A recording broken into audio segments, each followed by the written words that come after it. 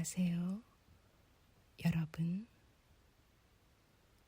오늘 하루도 참 수고 많으셨어요. 이 밤 여러분 곁에 잠시 머물러도 될까요? 오늘은요, 커피 이야기를 해볼까 해요. 흔한 이야기는 아니에요. 제가 오늘 새로 생긴 동네 카페에서 커피를 마시다가 문득 떠오른 이야기들이거든요.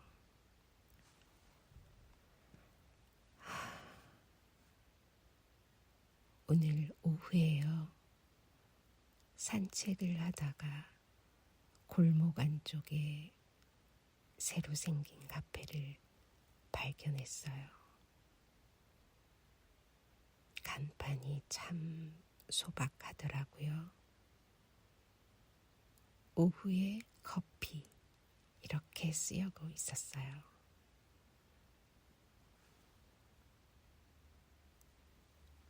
문을 열고 들어갔는데 로스팅하는 냄새가 확 퍼지더라고요. 그 고소하고 깊은 향이요. 주인분이 직접 원두를 볶으시는 것 같았어요. 주인은 젊은 남자분이었는데 정말 정성스럽게 커피를 내려주시더라고요. 원두를 고르는 것부터 물 온도를 재는 것까지 하나하나 신경 쓰시는 게 보였어요. 어떤 커피 드시겠어요? 메뉴판을 보니까 에티오피아, 콜롬비아, 과테말라 나라 이름들이 쭉 적혀 있더라고요. 저는 에티오피아 예가체프를 주문했어요. 이름이 이뻐서요. 커피가 나왔을 때 주인분이 말씀하셨어요. 에티오피아가 커피의 고향이라는 거 아세요? 그러시면서 재미있는 이야기를 하나 들려주셨어요. 아주 오래전 에티오피아에 칼디라는 이름의 양치기 소년이 있었대요. 어느 날 칼디가 자기 염소들이 이상하게 흥분해서 뛰어다니는 걸 봤대요. 밤이 돼도 잠을 안 자고 계속 활기차게 움직이는 거예요.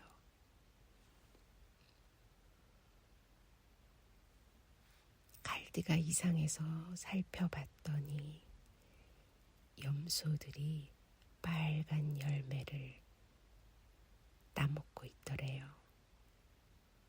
그래서 칼디도 호기심에 그 열매를 먹어봤대요.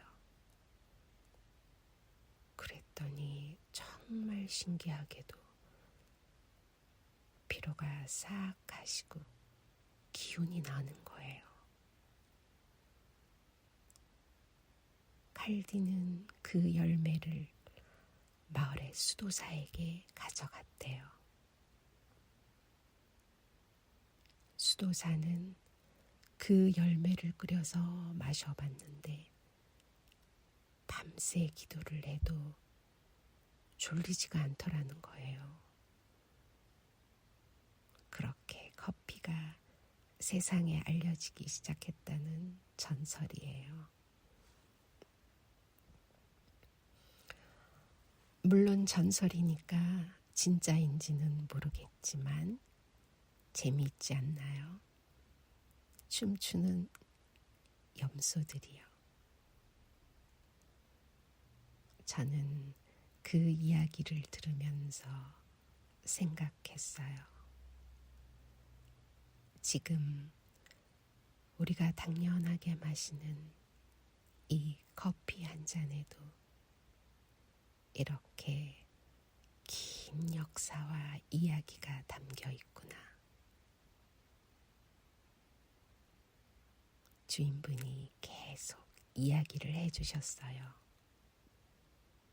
커피가 정말 좋으신가 봐요. 눈이 반짝반짝 하시더라고요. 커피가 처음에는 먹는 음료가 아니었대요. 에티오피아 사람들은 커피 체리를 으깨서 동물 기름과 섞어서 에너지바처럼 먹었다고 해요. 전쟁터에 나가는 전사들이 먹었대요. 정말 신기하죠?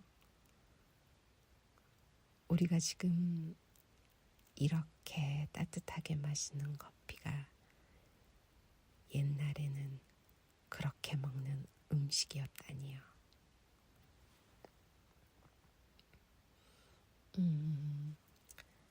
커피가 중동으로 전해진 이야기도 재미있어요. 예멘의 항구 도시 모카 들어보셨죠? 모카 커피 할 때 그 모카예요. 15세기쯤에 예멘 사람들이 에티오피아에서 커피를 가져와서 처음으로 재배하기 시작했대요. 그런데 예멘 사람들은 커피를 엄청 비밀스럽게 지켰어요. 커피 씨앗이 다른 나라로 빠져나가지 못하게 하려고. 수출하는 커피 원두는 전부 볶아서 내보냈대요. 싹이 트지 못하도록요. 마치 비밀 레시피를 지키는 것처럼 말이에요. 그만큼 커피가 귀했던 거죠. 하지만 결국은 어떤 인도 순례자가 몰래 커피 씨앗 몇 개를 숨겨서 인도로 가져갔대요. 배에다 감춰서요. 그렇게 커피가 인도로 퍼지기 시작했고 나중에는 전 세계로 퍼져나갔다는 거예요.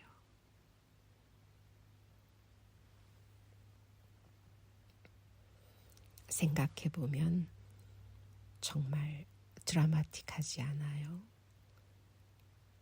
지금은 전 세계 어디서나 커피를 마실 수 있지만 그 시절에는 목숨 걸고 씨앗을 훔쳐야 했다니요.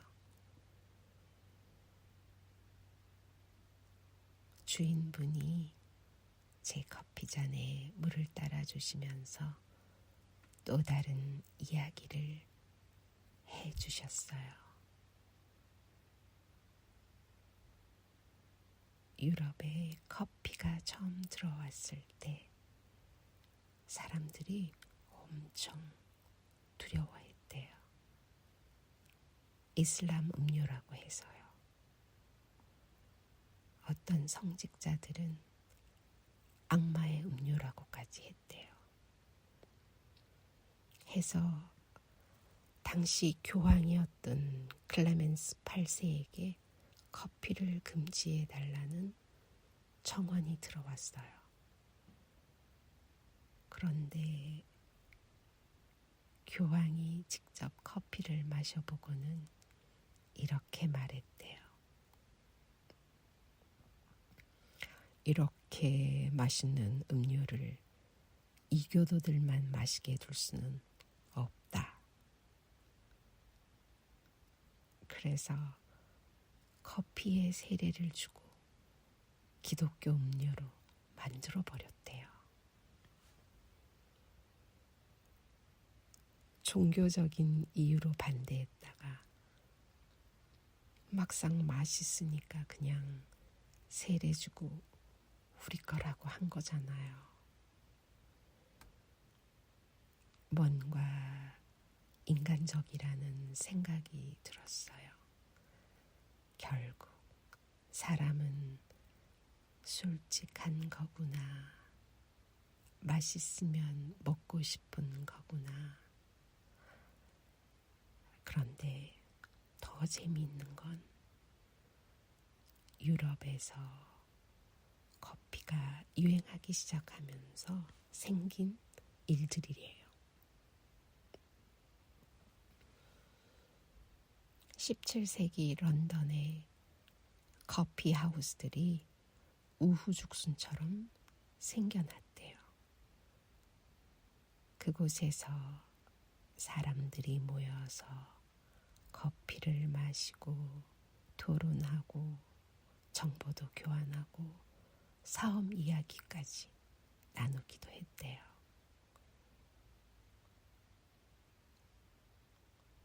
근데 문제가 생긴 거예요.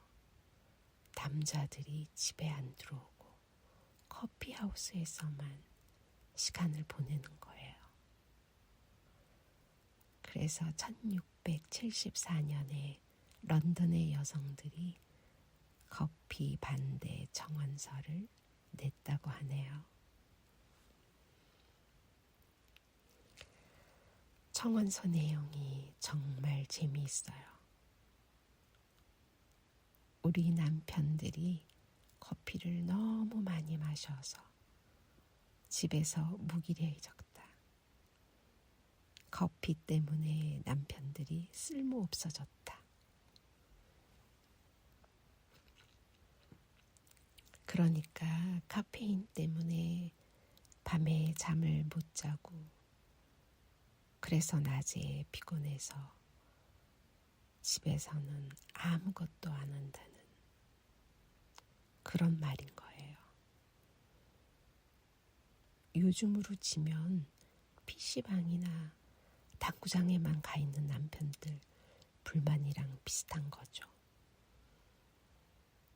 결국 그 청원은 받아들여지지 않았지만 그만큼 커피가 사회에 큰 영향을 미쳤다는 증거겠죠.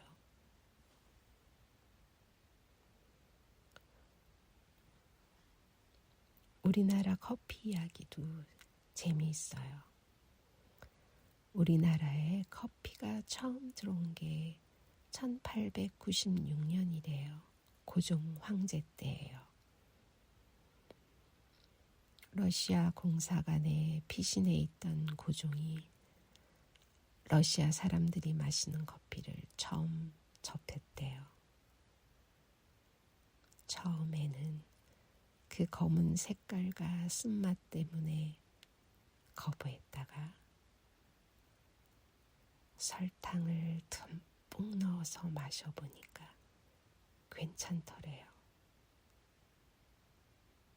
그래서 고종이 커피를 좋아하게 됐고 덕수궁에 정관헌이라는 서양식 건물을 짓고 거기서 커피를 즐겼다고 하네요.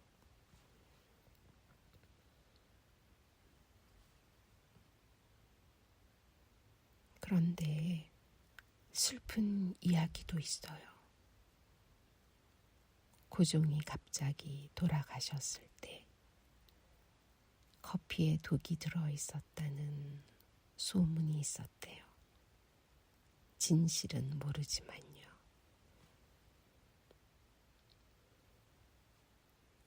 우리나라에서 다방 문화가 본격적으로 시작된 건 1950년대예요. 전쟁 이후에 미군 부대에서 나온 커피가 퍼지면서요. 그땐 커피가 정말 귀했어요. 설탕과 크림을 듬뿍 넣은 믹스 커피가 최고의 대접이었죠.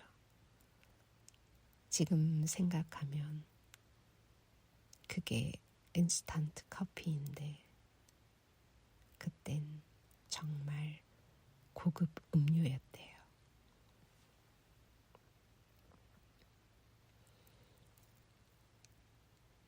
서울 명동 같은데 다방들이 생기면서 그곳이 문화예술인들의 사랑방이 됐어요. 시인들, 화가들, 음악가들이 모여서 커피 한 잔 놓고 몇 시간씩 이야기를 나눴다죠. 우리 부모님 세대분들은 다방 문화를 기억하실 거예요. 음악 감상실이 있는 다방도 있었고 DJ처럼 음악을 틀어주는 사람도 있었대요. 저도 젊었을 때 다방에 가본 기억이 나요. 그땐 커피 한 잔이 정말 특별한 거였어요.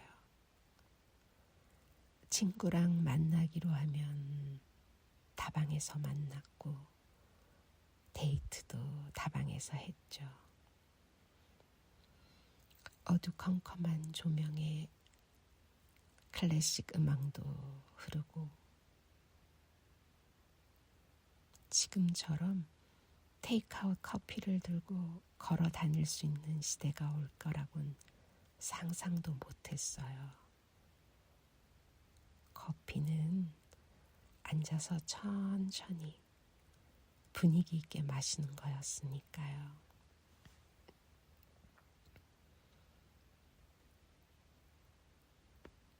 주인분이 저한테 물으시더라고요. 선생님은 어떤 커피를 좋아하세요? 저는 잠깐 생각하다가 대답했어요. 사실 저는 커피 맛을 잘 모르겠어요. 그냥 커피를 마시는 그 시간이 좋아요. 그랬더니 주인분이 환하게 웃으시면서 말씀하셨어요. 그게 맞는 것 같아요. 커피는 맛도 중요하지만 결국 그 시간을 즐기는 거니까요. 맞는 말 같았어요. 커피 한 잔을 마시면서 우리는 잠시 멈추잖아요. 바쁜 하루 속에서 나만의 시간을 갖는 거죠. 아침에 마시는 첫 커피는 하루를 시작하는 의식이고 오후에 마시는 커피는 피로를 푸는 휴식이고 저녁에 마시는 커피는 하루를 정리하는 시간이에요. 또 재밌는 이야기가 있어요. 베트남 커피 이야기예요. 베트남 사람들은 커피를 정말 독특하게 마셔요. 연유를 듬뿍 넣어서 달달하게 마시죠. 왜 그럴까요? 프랑스 식민지 시대 때 프랑스 사람들이 베트남에 커피를 가져왔는데 베트남은 습하고 더워서 우유 보관하기가 너무 어려웠대요. 해서 보존이 잘 되는 연유를 사용하게 됐고, 그렇게 베트남만의 독특한 커피 문화가 된 거라고 합니다. 지금은 전 세계 사람들이 베트남 커피를 좋아하잖아요. 필요가 만들어낸 문화가 오히려 특별한 매력이 된 거죠. 터키 커피도 특별해요. 터키 사람들은 커피 찌꺼기로 점을 쳐요. 커피를 다 마시고 나면 잔바닥에 찌꺼기가 남잖아요. 그걸 뒤집어서 말리면 여러 가지 무늬가 생기는데, 그 무늬를 보고 미래를 예언한대요. 웃기죠? 하지만 터키 사람들한테는 오래된 전통이래요. 커피를 마시러 가면 점도 봐주는 거예요. 이탈리아 사람들은 또 달라요. 이탈리아에서는 카푸치노를 오전에만 마셔요. 점심 이후에 카푸치노를 주문하면 이상한 사람 취급을 받는다고 하죠. 우유가 들어간 커피는 아침 음료라는 거예요.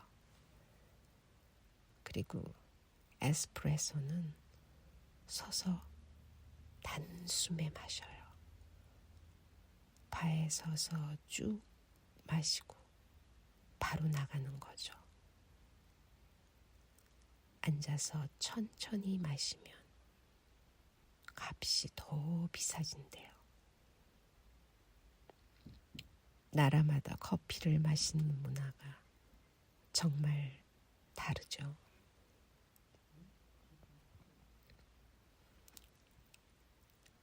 생각해보면 신기해요.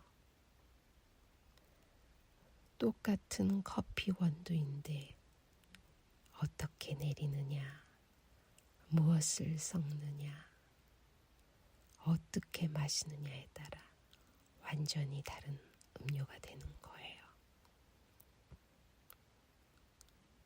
그리고 그게 각 나라의 문화가 되고 사람들의 일상이 되고 추억이 되는 거죠.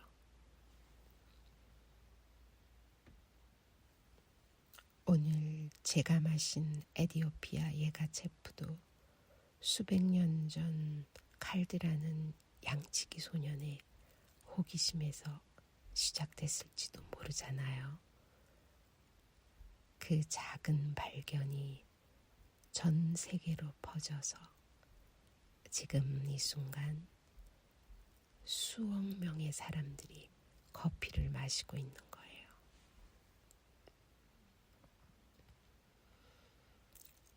저는 오늘 그 카페에서 2시간 가까이 있었어요.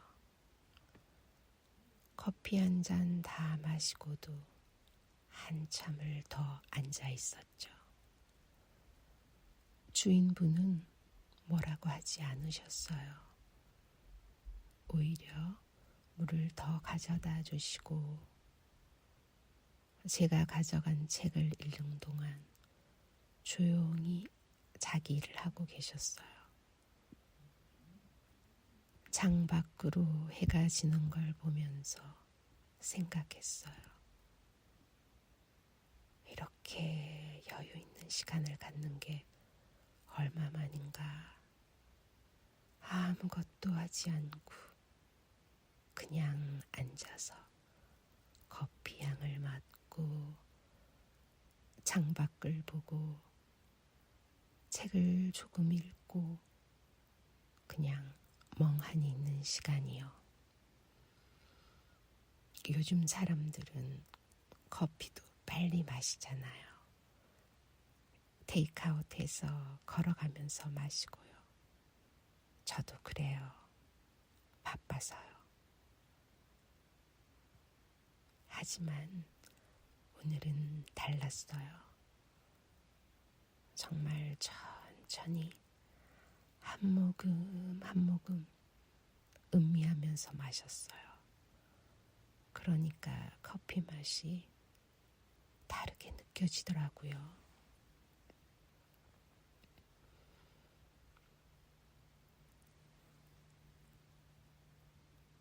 카페를 나올 때 주인분이 말씀하셨어요. 또 오세요. 다음에는 다른 나라 커피 이야기도 들려드릴게요. 저는 고맙다고 꼭 다시 오겠다고 했어요. 그리고 집으로 걸어오면서 생각했어요. 좋은 카페는 커피만 파는 게 아니구나. 시간을 파는구나. 여유를 파는 거구나. 이야기를 파는 거구나.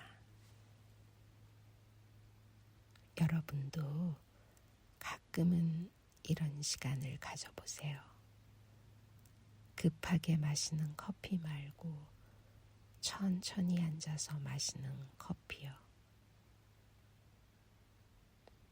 그리고 그 커피 한 잔이 여기까지 오기에 긴 여정을 생각해 보세요. 에티오피아의 어느 농장에서 자란 커피 체리가 수많은 사람의 손을 거쳐서 저 바다를 건너서 여러분의 손에 들어온 거예요.